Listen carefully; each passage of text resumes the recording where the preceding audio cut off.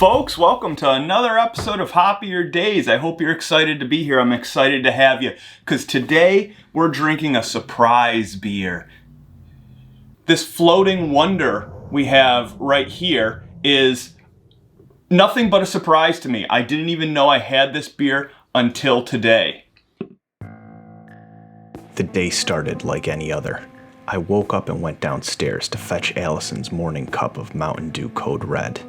And that's when I saw it. A mouse that had clearly been murdered.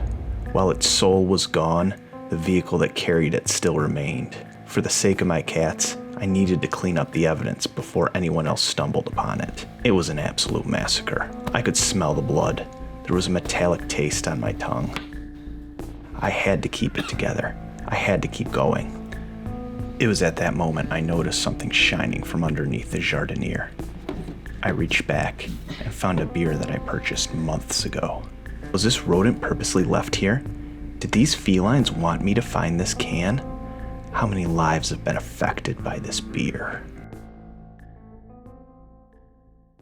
Now, we took our trip out to Burlington back in May, and when we came back, I had to stack up all of our cans so I could take a photo and post it of our massive beer haul. Because that's what people do who have Instagrams dedicated to a liquid. What a surprise when we made that tower. It all ended up coming crashing down, and we had a couple cans drop and roll, and apparently this one rolled underneath our plant stand, and we never noticed it. We never picked it up. Got that long ass hair on it. So it's been under there for a good 3 months, cooling and warming. So we'll see how this floating wonder held up. So I did put it in the fridge. I cooled it down. What we have here is Floating Wonder by Burlington Beer Company. It is a Go-style ale brewed with sour cherries, passion fruit, oranges, apricot, pink guava, vanilla, and milk sugar. Holy smokes. Can you believe all that stuff that they have in there, guys? It is 5% alcohol by volume. I have 1 pint of it, or 473 milliliters, that I will put down into my throat. And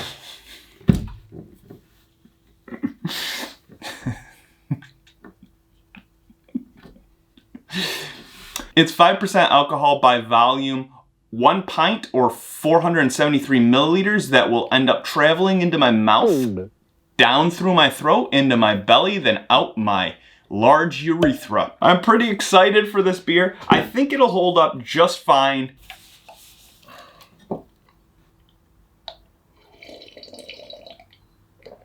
Coffee break. As you can see, the can is quite dented up. That's from the spill it took.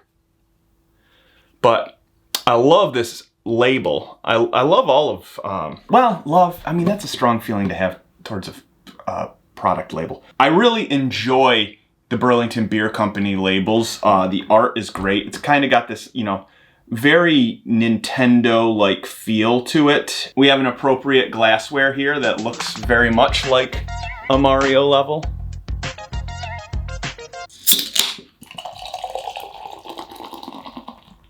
Not a bad pour. Not my best, though. Smells like a sour, smells like passion fruit. You can smell passion fruit. I can really smell the passion in this. Not so much passion fruit, but more the passion that the brewers put into this.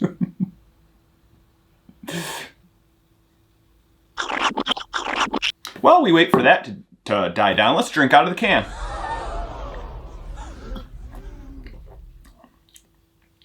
Whoa.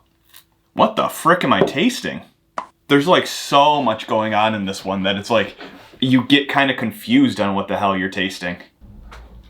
It doesn't help that I burnt my tongue on soup earlier. It has like kind of a little bit of a cheesy smell to it. And I sometimes get that from sours. There's some sort of like Parmesan cheesy smell.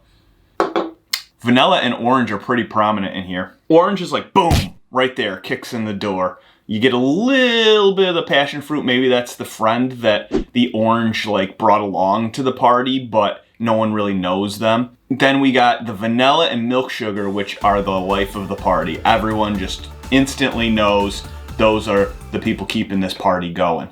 It might be the pink guava. He might be a mystery man in there that I'm kind of tasting that put a little bit in my drink. I'm not entirely sure. A little prickly, like my cactus. You guys want to hold on? I want you guys to see this. What do you guys think of this?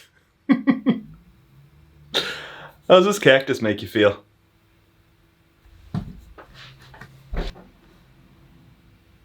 Ouch. This beer,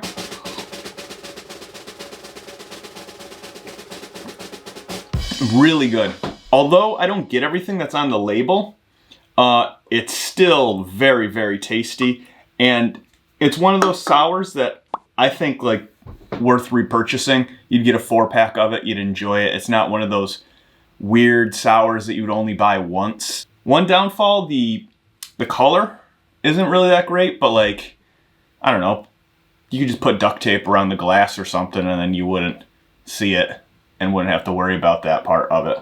Then again, if you put duct tape around it, you couldn't see the drink.